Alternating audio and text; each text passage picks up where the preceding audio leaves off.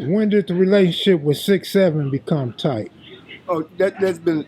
I'm from 6'7". I mean 6'7". Before it was any Menlo, we was hustlers. I mean before anybody could even say they was from 6'7", we was from 6'7". 6'7" has just always been a family. It's always been part of us. You know what I mean? We always been part of them. You know what I mean? Before they was even gang banging. You know what I mean? You know. Yeah, they was 6'7" hustlers.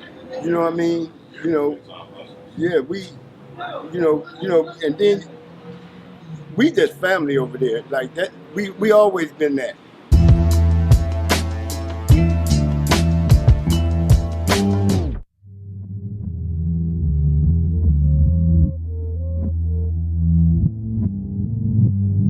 You know what I mean? And then as it became gangs and stuff, it kind of like split it up a little bit with people wanting to bicker and fight with each other.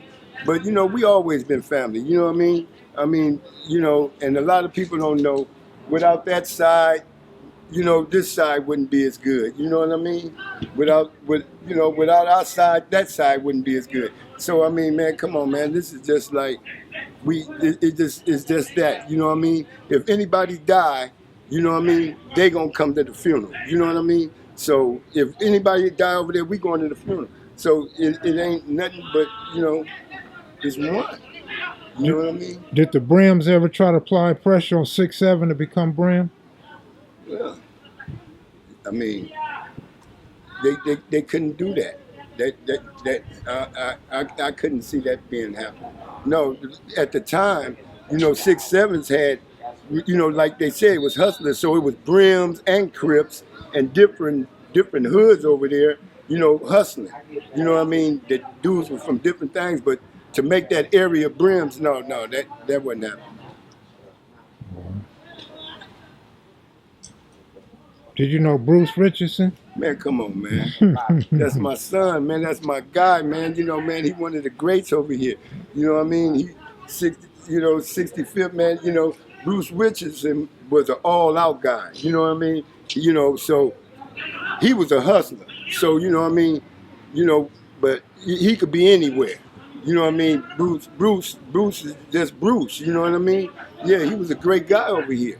You know what I mean? From kids, Bruce Richardson. Yeah, he's a great guy. And his brother Rick, you know what I mean? That's my partner right now today, you know what I mean?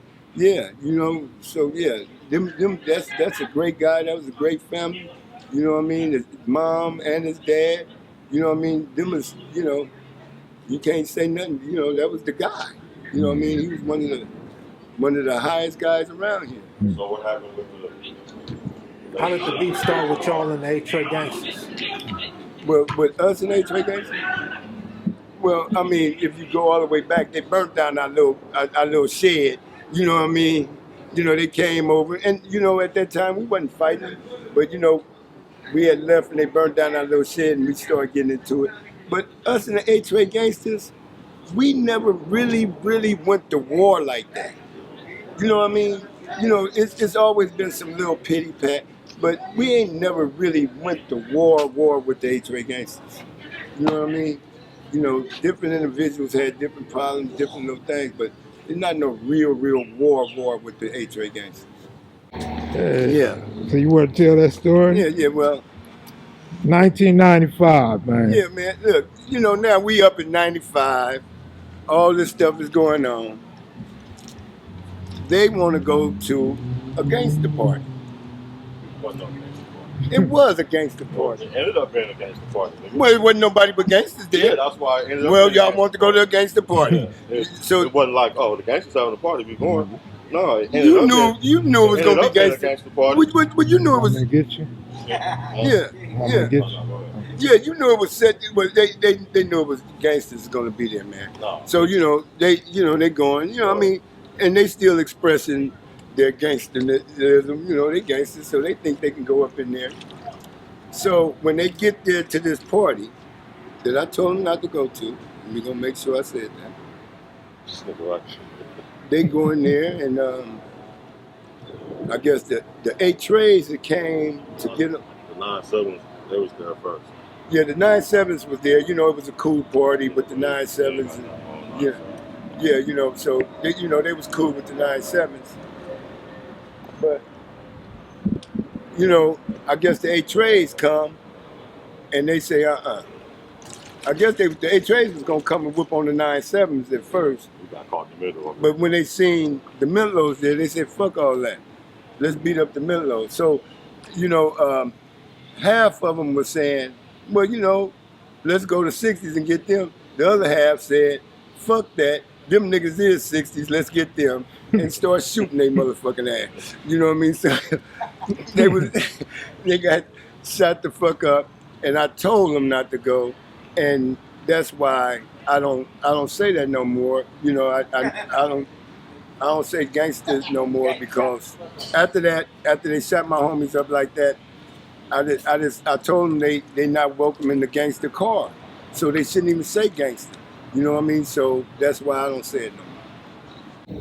What's your relationship like with the other gangsters, like Photos, the East Side Gangsters, Eight Tray Gangsters? Man, you know, they smooth. Man, them is our boys. You know what I mean? Then, you know, I mean, you know, but look, you know, Sane, you know, Sane, them was, you know. That was these boys. Yeah, you know, them is all these guys, all man. these So, guys, you know, that opened a lot of doors. Yeah, you know. That's about Yeah. it. Yeah, you know what I mean? You know, so, I mean, So you know. yeah. What about 8-7 and 9-7? Oh, Yeah, man, come we on. got- we 8-7, got- 8-7 them is our family. They good. You know what I we mean? good. Yeah. Big homies Them is from our there, family. 8-7. Yeah. So, dog, when does all the neighborhood stuff come into play? Doing the riot stuff and all that, like in '92 when everybody was meeting up. That was the beginning of the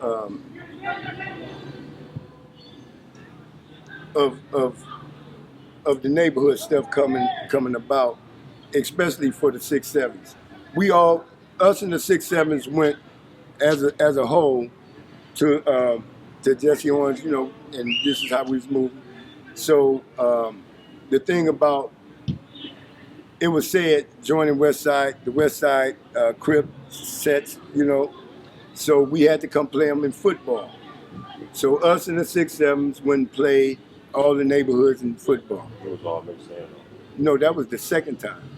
The second time we was all mixed in. At Jesse Owens, it was us and the 6-7s against them, against all neighborhoods. And then when we went to, then we had the next football game. And I had an interception. Yeah, look, we had the next football game, you know, and they wanted to play us again, and they all then we all mixed up the teams. Then, you know, we wasn't on the same team, and then we started playing together, and you know what I mean. And then out of that reunion right there, you know what I mean, it was like I told Sane, I can say it right now, Sane. I said, look, man, Sane, you know that the Menlos is joining the neighborhood. Sane said, no. This is the story. Sane said, no, you're not. I said, okay. He said, you know, we just part of the Rollin, you know what I mean? We just rolling, we part of the Rollin Car. You know what I mean? So, you know, it's me and Sane, I'm listening to what he's talking about. This is what he said. So we part of the Rollin Car. Okay, so we leave out, you know, we rolling. 6-7s leave out, they neighborhood. So, but you know, it's all in the same thing.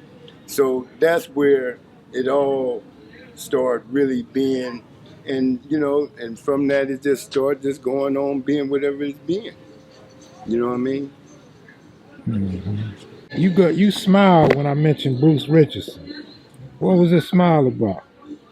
Because these is guys that I grew up as a young kid with, and they was good people. They were just good people, and you know, it's always hard when somebody died by being murdered.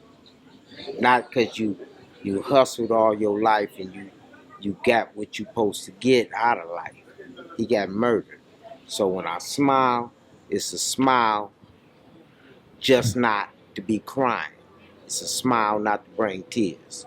And that's what that smile is about. In your own words, tell me what kind of guy Bruce was. A man that just did for his family. He did for his family. And when it was all said and done, he died and his family got stuff to live off of. You always want to leave your kids something. Was he a good guy, friendly guy? Yes, he's very friendly, very charity. You know, he gave to charity, he gave money, he put money back into the neighborhood by buying property, by buying things that would brings back things to your neighborhood as a black man, because we getting extinct for spending our money in our neighborhood.